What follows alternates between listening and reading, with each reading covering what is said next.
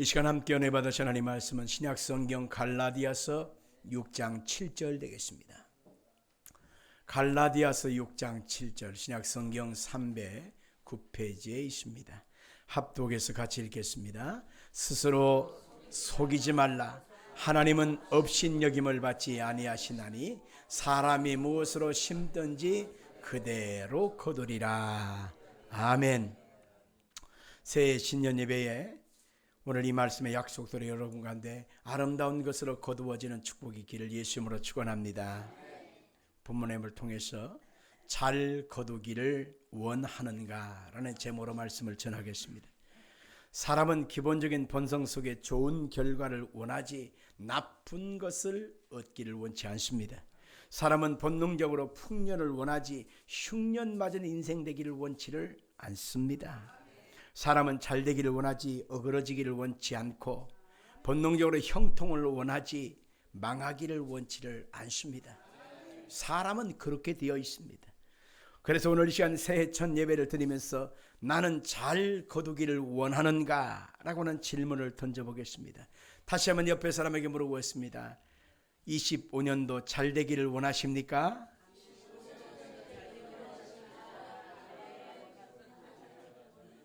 그럼 뭐라고 그래야 돼요? 그걸 뭐 꼭 말로 해야 되겠어요? 잘 되기를 원합니다. 잘 되기를 주의 이름으로 축원합니다. 옛날 속담에 콩 심은 데 콩나지, 팥 심은 데 팥난다고 말하고 있습니다. 잘 거두기를 원한다면 잘 심어야 된다라고 하는 것입니다. 아무것도 심지 않거나 가시덩굴만 잡초만 무성하게 나 있는 그곳에 방치하고 살아본다거나 남 심을 때에 심지 않고 거들럼 피우거나 그리고 조금 심어놓고 많이 거두기를 바란다거나 이것은 하나님의 공의의 법칙에 맞지를 않는 것입니다. 그래서 하나님 앞에 잘 거두기를 원한다면 잘 심어야 되는 것이 마땅한 것입니다. 옥토에 잘 심고 잘 갖고 와서 거둘 것이 많다고 하는 것은 축복이지요. 여러분들 우리나라 속담에 곳간에서 뭐가 납니까? 인심이 나는 것입니다. 여러분 내 주머니가 풍성하고 내 곳간이 가득하여야 나눠줄 것도 있고 베풀 여유도 있는 것입니다. 그러나 내 곳간이 비고 내 주머니가 텅 비어 있다면 무엇을 줄 수 있겠습니까? 그렇기 때문에 하나님의 은혜와 복을 받기를 원한다면 오늘 이 말씀을 여러분 잘 기억하시고 마음에 담기를 바랍니다. 성경에서는 심고 거둠에 대해서 여러 가지 성경을 통해서 알려주고 있는데 야고보서 5장 7절에 말하고 있습니다. 그러므로 형제들아 주께서 강림하시기까지 길이 참으라. 보라 농부가 땅에서 나는 귀한 열매를 바라고 길이 참아 이른 비와 늦은 비를 기다리나니. 고린도후서 3장 6절 이하를 볼까요? 나는 심었고 아볼로는 물을 주었으되 오직 하나님께서 자라나게 하셨나니. 그런데 나는 물 주는 이는 아무것도 아니로되 오직 자라게 하시는 이는 하나님 뿐이니라. 아멘. 올 한 해 새롭게 시작하면서 나는 무엇을 심어야 될 것인가? 첫째로 우리는 하나님 앞에서 범사의 모든 일에 감사함을 심고 내가 감사한 그것을 거두어야 하는 것입니다. 시편 50편 23절 같이 볼까요? 감사로 제사를 드리는 자가 나를 영화롭게 하나니 그의 행위를 옳게 하는 자에게 내가 하나님의 구원을 보이리라. 하나님은 왜 감사로 제사 드리기를 원합니까? 이 감사는 하나님과 나 사이에 잘 뚫어져 있는 시온의 대로와 같은 것입니다. 비포장길이 아닙니다. 울퉁불퉁한 길이 아닙니다. 이 하나님과 나 사이에 감사의 길로 나올 때 하나님이 그 감사 속에 하나님의 역사를 이루어 주시는 것입니다. 감사하는 마음을 다스리는 가장 좋은 길이 뭐냐? 그것은 하나님께 예배 드리는 것입니다. 그리고 하나님 말씀을 듣는 것입니다.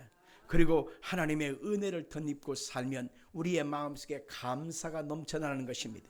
그러나 예배의 자리에서 멀어지고 기도의 자리에서 멀어지고 말씀 듣는 자리에서 자꾸 멀어지잖아요. 그러면 마음속에 원망과 불평과 짜증과 신경질과 막 살고 싶지 않은 그런 복합적인 마음을 통제가 안 되는 것입니다.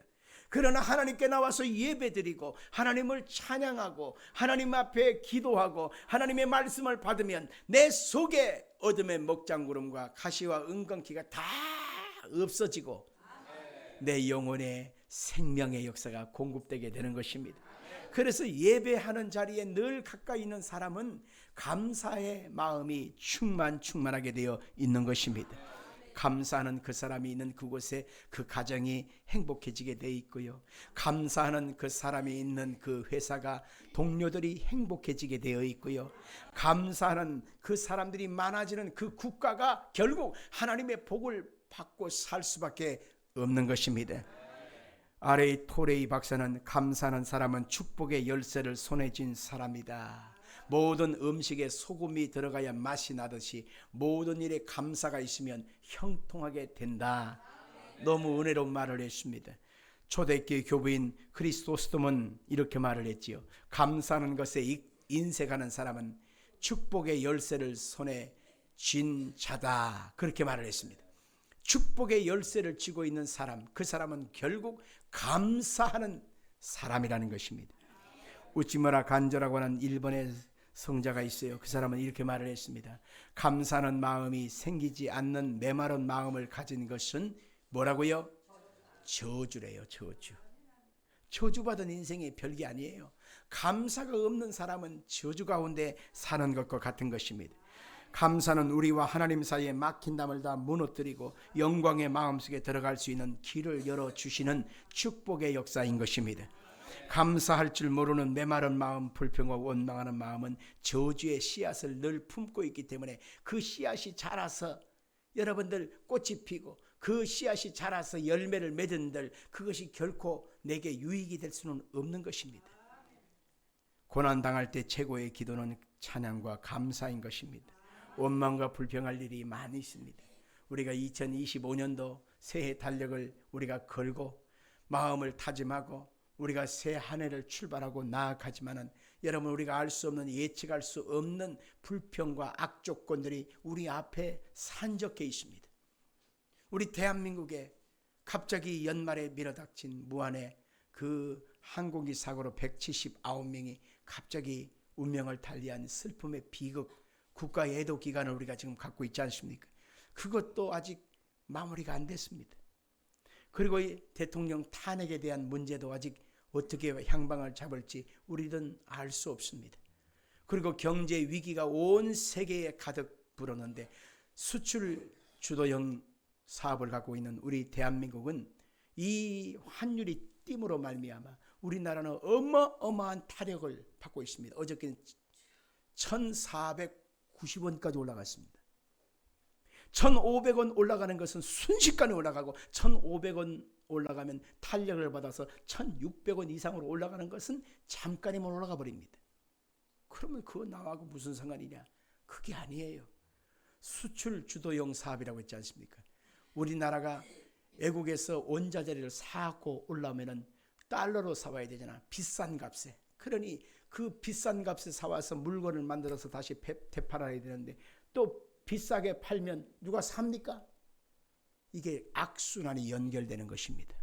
그러면 달러가 최고치를 달하게 되면 일반 백성들이 여러분 버텨낼 수가 있을까요?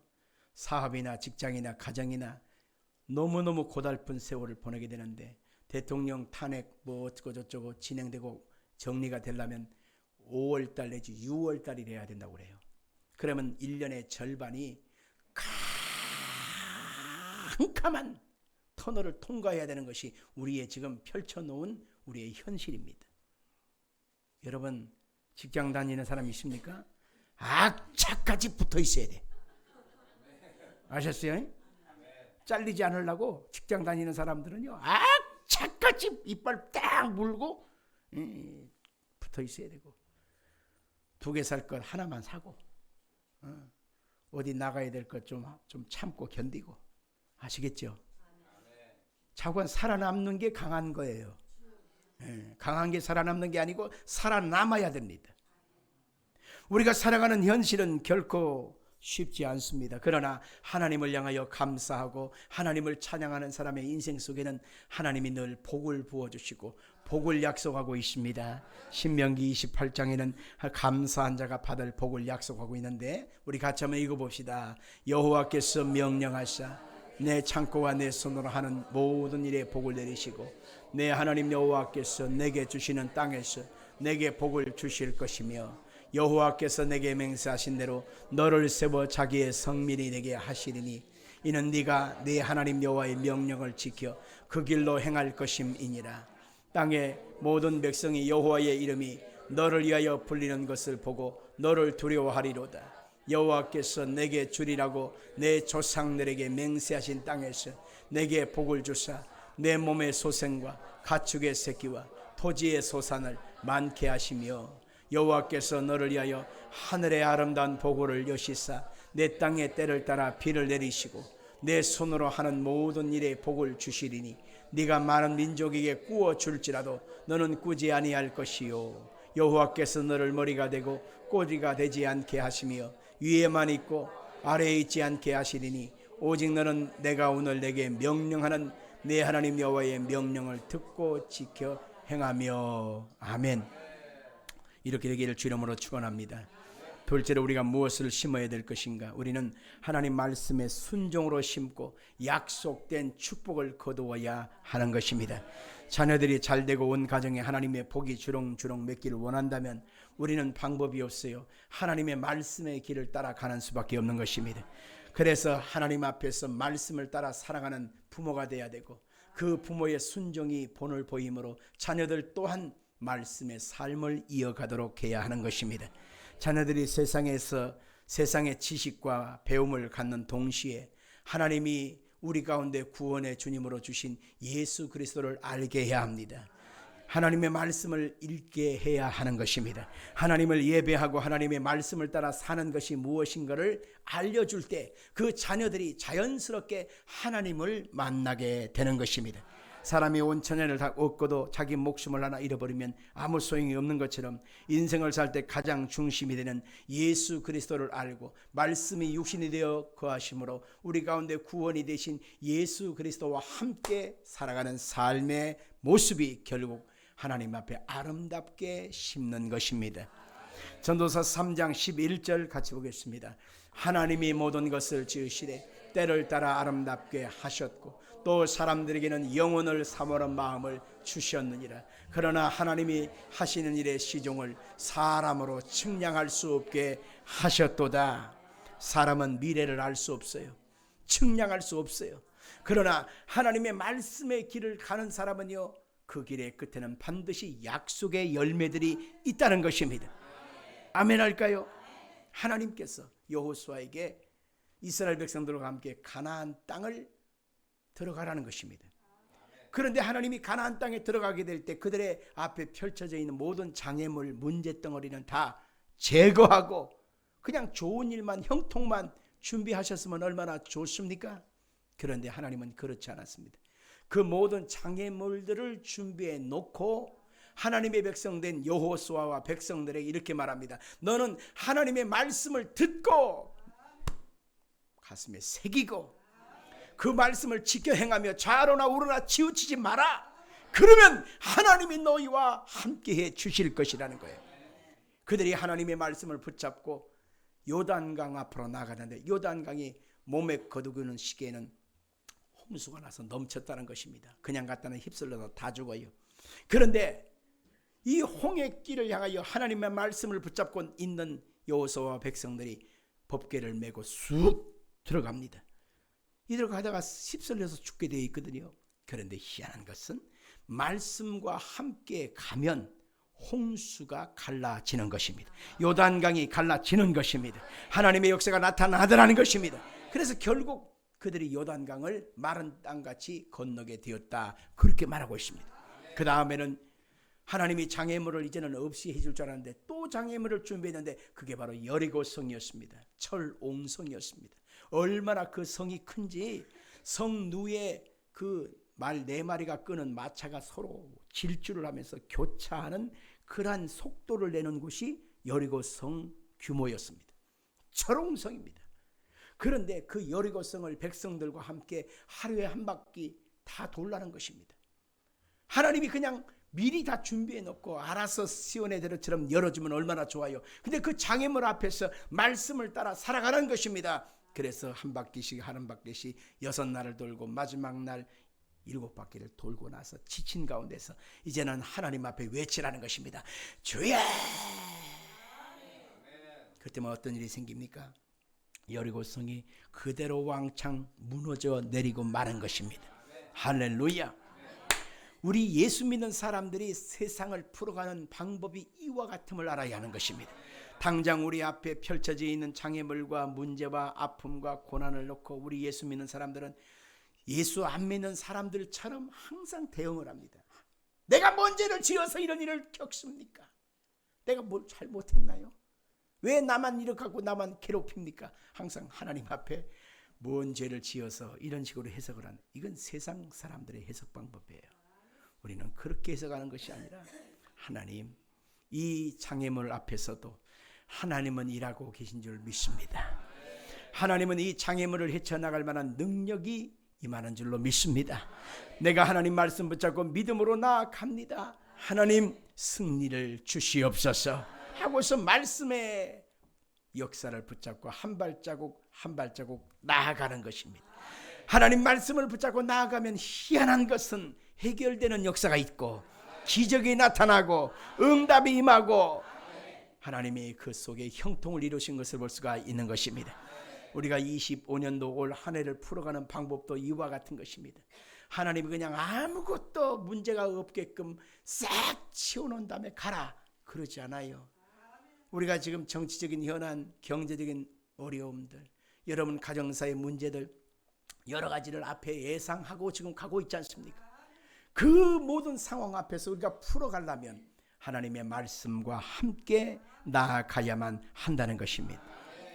여러분의 가정에 좋은 열매를 맺기를 원하시면 하면 아멘 하십시오. 아멘 하십시오. 그러면 추천하고 싶은 것이 뭐냐? 가정에서 예배가 있게 하라는 것입니다. 아멘. 가정에서요 예배 드리는 그 트레이닝이 있어야 돼요. 우리가 주일날 교회에 와서만 예배 드리는 것으로만 생각하지 말고 가정에서 찬양하면서 하나님을 높여드리십시오. 하나님의 말씀을 듣고 묵상하는 것을 통해서 본을 보여주십시오. 가정의 어둠과 악한 영들이 틈타지 않도록 늘 가정에서 하나님을 예배하고 하나님을 섬기고 말씀이 있고 기도가 있게 하는 그것을 통해서 여러분의 가정을 천국으로 만들어 주시길 바랍니다. 그리고 주일 성수만은 꼭 하셔야만 합니다. 왜냐하면 해도 되고 안 해도 되는 것이 아니라 주일 성수는 하나님이 나를 향하여 은혜와 복을 준비하고 하나님 바쁘신 그분이 스케줄을 다 빼고 기다리고 계신 것이 바로 주일 예배인 것입니다. 그래서 주일 예배를 드림을 통해서 세상사 내 마음의 시름을 다 풀어놓고 하나님의 은혜를 공급받고 소망을 다시 한번 덧입고 우리가 또 한 주간 세상으로 나갈 수 있는 힘을 얻는 시간이 바로 뭐냐? 주일 예배 시간인 것입니다. 아멘 할까요? 그러면 스마트폰으로 잠깐 예배 드리면서 잠깐 은혜 받으면 됐지 꼭 주일날 교회 가면 되냐? 여러분 하나님은 중심을 보신다고 했잖아요. 그것이 타협하는 것인지 진짜 그렇게 할 수밖에 없는 상황인지 하나님 모를까요? 알까요? 아죠. 중내난에 산에 수술을 해갖고 배를 가르고 그냥 사지육신 그냥 닌겔병을 달고 그냥 병원에서 입원해 있어서 못 나오는 사람도 있어요. 그런 사람들은 휴대폰으로 어쩔 수 없이 예배할 수밖에 없는 것 하나님 다 알아요. 그러나 사지육신 멀쩡한데 얼마든지 하나님께 나와서 예배할 수 있는데 주일 성수를 갖고 늘 시험하는 거예요. 할까 말까 할까 말까 할까 말까 이런 식으로 항상 타협할 생각 핑계할 생각을 하면 하나님의 은혜와 복에서 우리가 멀어진다는 사실을 알아야 하는 것입니다. 자, 우리 한번 성경 잠언서 22장 6절을 한번 같이 보겠습니다. 같이 시작.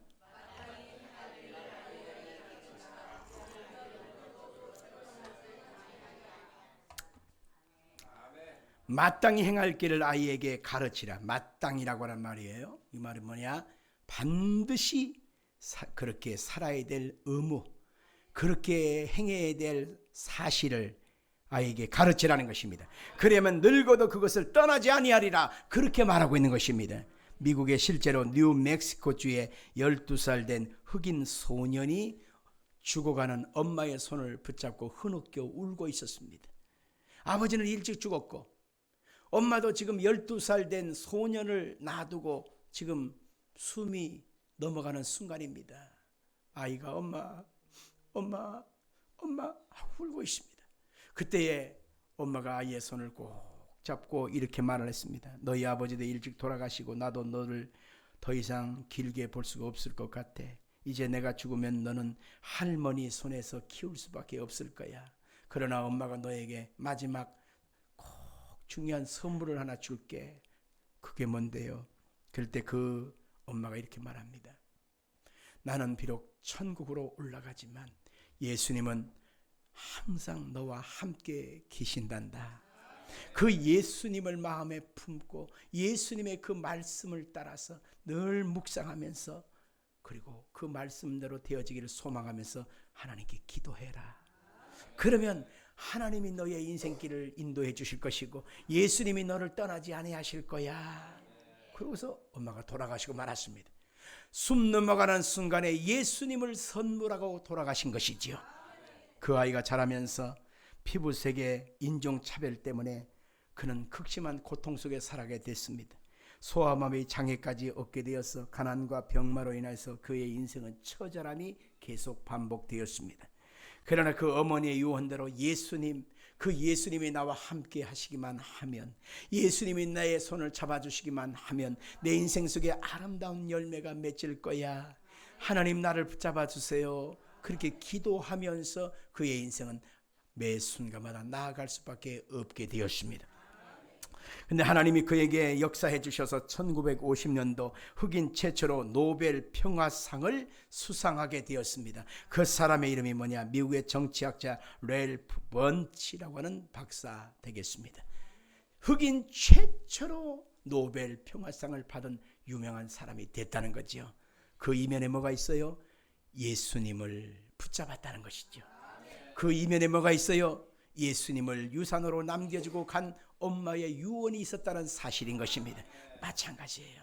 예수님을 꽉 붙잡고 그 말씀의 언약을 꽉 붙잡고 올 한 해도 승리하기를 주의 이름으로 축원합니다.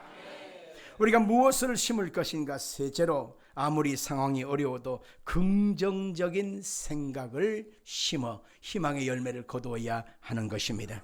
아멘 합시다. 같이 합시다. 아무리 어려워도 긍정적인 생각을 심고 희망의 열매를 거둡시다. 아멘. 미국의 한 병원에 입원한 환자가 제일 많이 만나는 사람이 누굴까 보니까 의사 아니었습니다.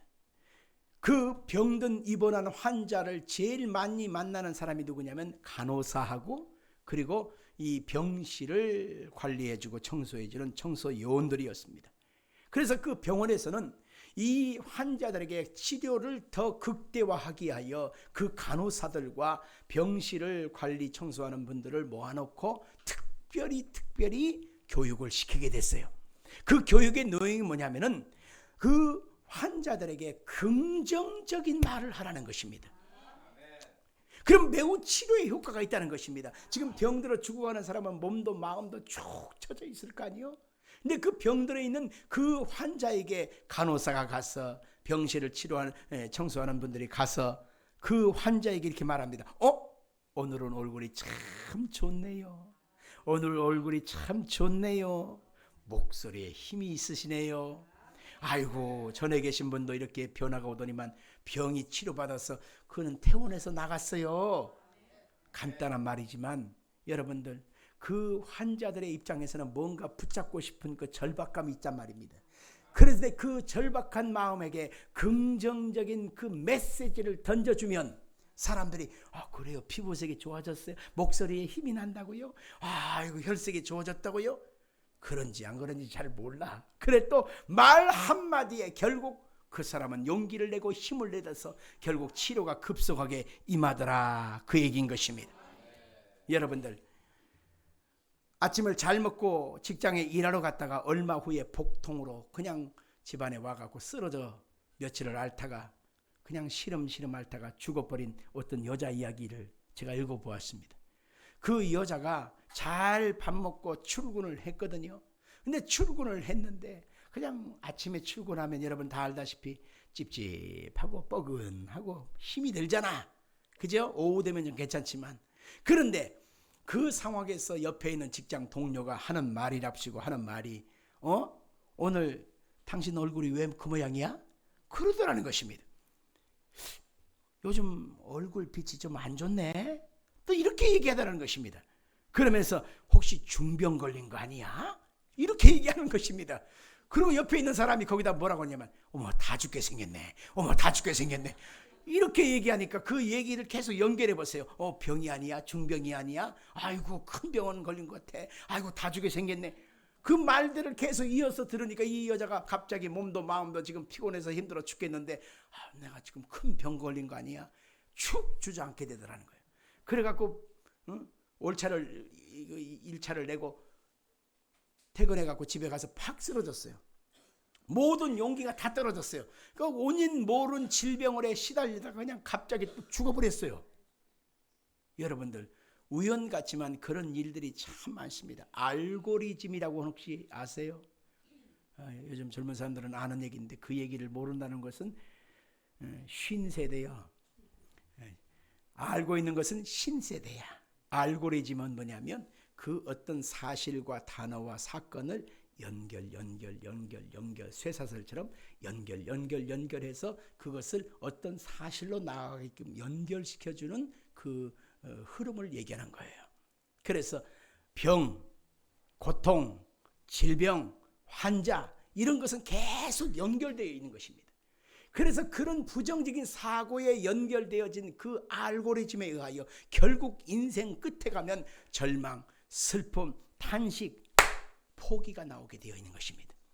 그러나 우리의 알고리즘이 이제는 그 부정적인 알고리즘을 끊어버리고 하나님의 말씀과 성령 안에 있는 긍정의 알고리즘으로 바꿔야 하는 것입니다.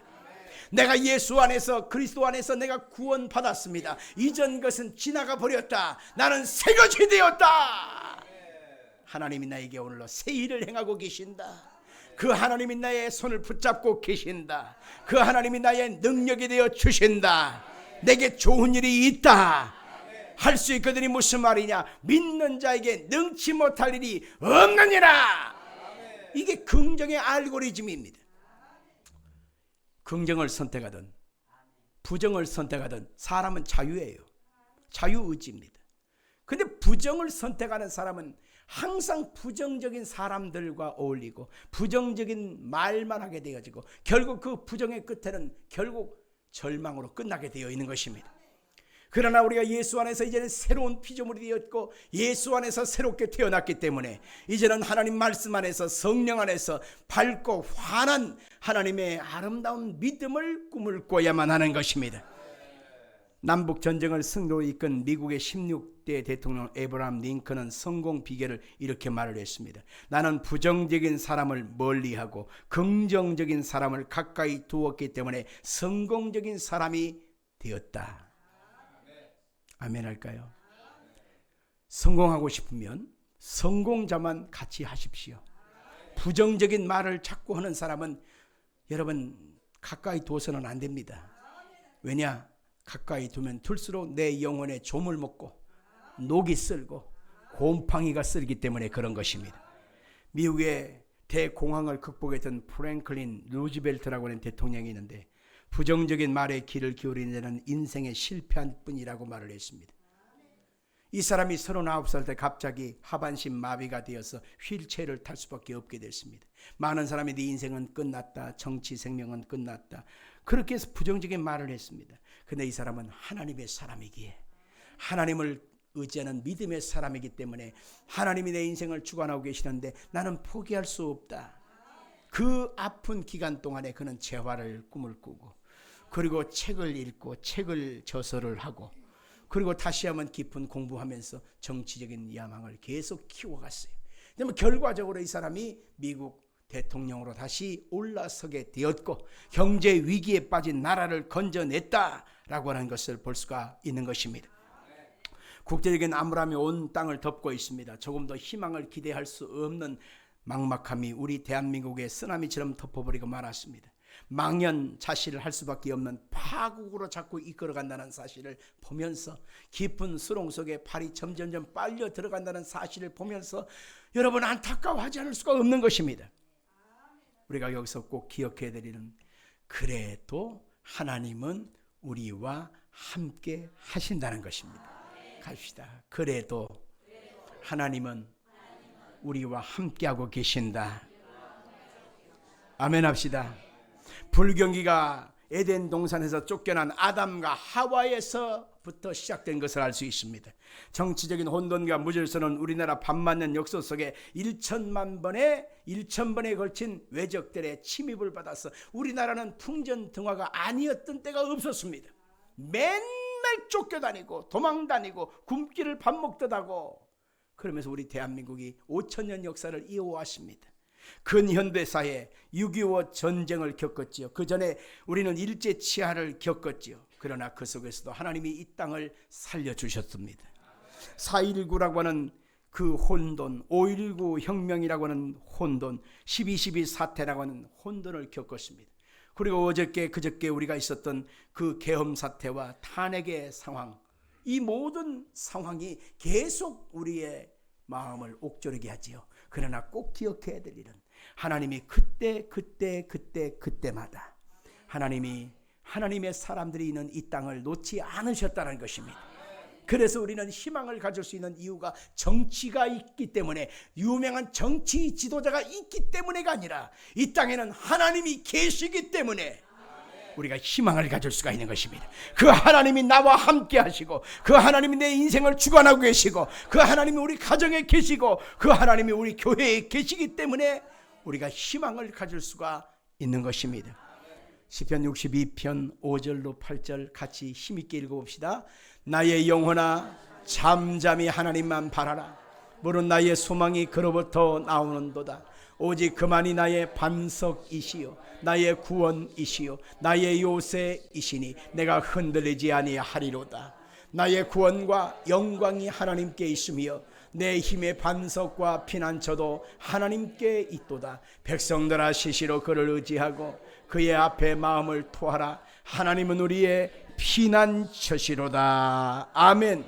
긍정을 선택하든 부정을 선택하든 문제는 내가 무엇을 선택하느냐에 따라서 방향이 갈려지게 되어 있습니다.